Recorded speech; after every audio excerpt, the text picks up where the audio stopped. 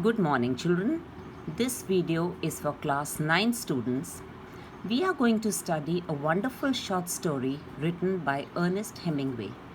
He was an American novelist, short story writer, and journalist. Oldman at the Bridge is one of the shortest of his stories. So let's begin. You can open your books and read along with me. As we read along, we will also discuss the meanings of the difficult words. I request you to pause the video and note down the meanings so that we can revise them easily. The setting is in the countryside during the Spanish Civil War. So let's begin. An old man with steel-rimmed spectacles and very dusty clothes sat by the side of the road. There was a pontoon bridge across the river, and carts, trucks, and men, women, and children were crossing it.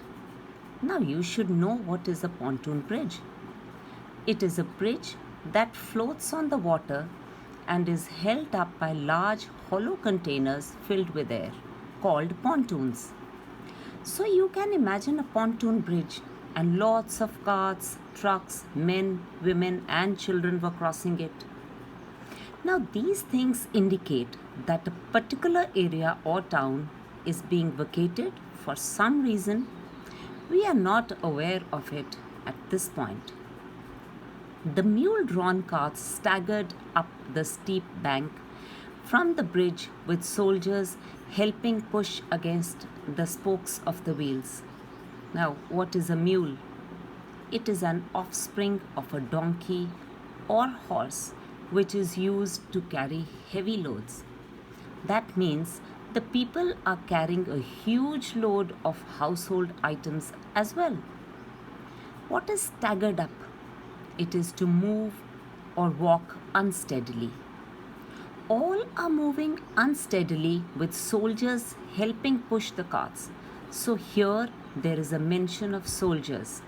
So there are soldiers helping a lot of people to get out of an area, and they have all gathered near some bank of the river. The trucks ground up and sway and away, heading out of it all, and the peasants plodded along in the ankle-deep dust.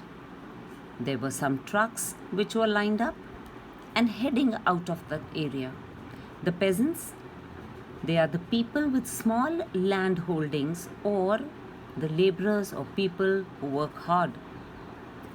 Plodded means they were also walking with small heavy steps, were trying to get out of the area which was full of dust.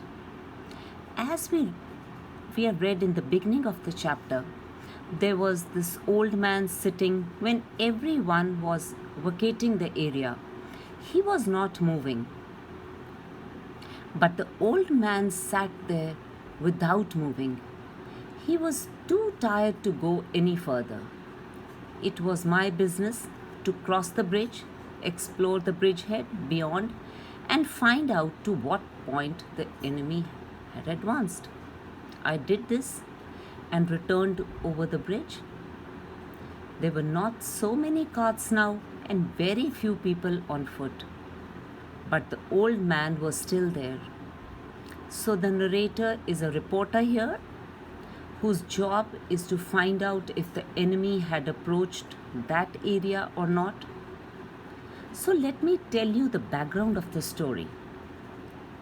The incident happens in Spain, in one of the areas in the year somewhere around 1900.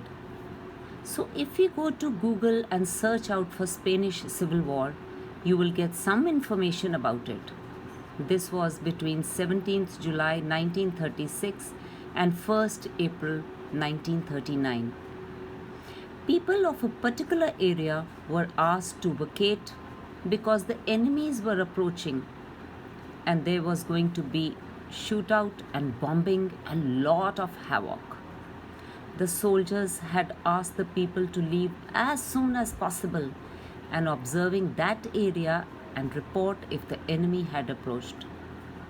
He also observed that most of the people had left that area which was in danger. The narrator was obviously inquisitive and curious when he saw the old man. He asked him, "Where do you come from?" I asked him. "From San Carlos," he said and smiled. That was his native town, and so it gave him pleasure to mention it, and he smiled. "I was taking care of animals," he explained. "Oh," I said, not quite understanding.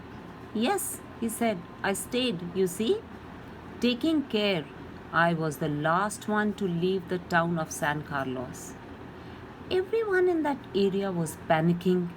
They were worried. But the old man is sitting right there. So a rational person, like the reporter, would be curious to know as to why he was sitting right there.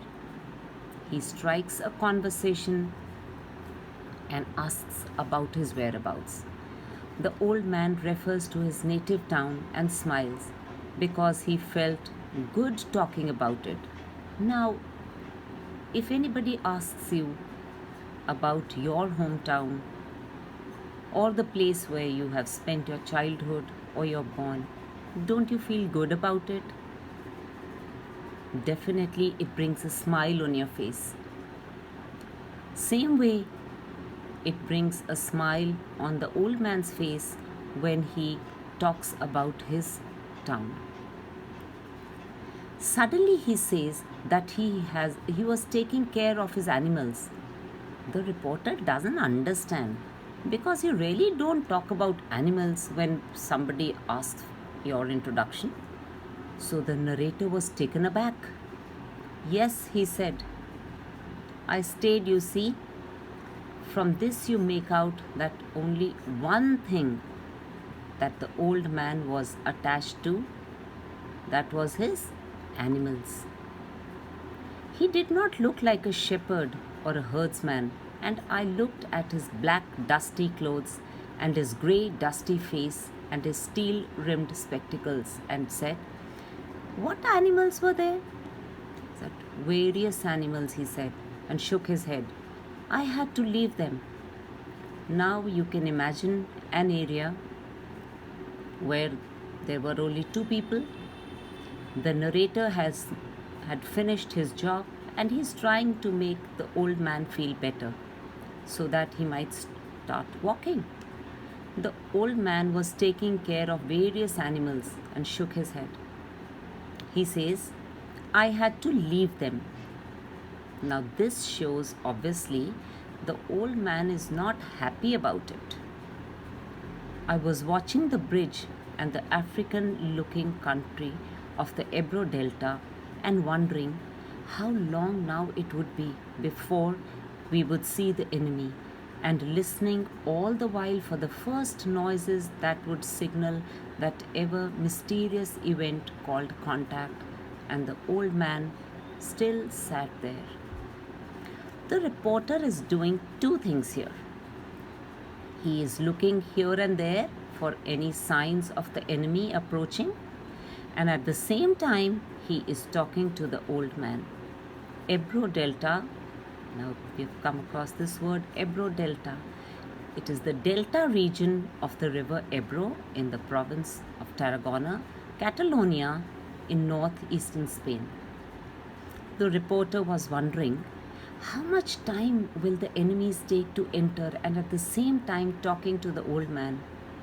To make the old man more comfortable, he asks, "What animals were there?" The old man says, "There were 3 animals altogether." Children, I hope you have understood and listened to the story attentively.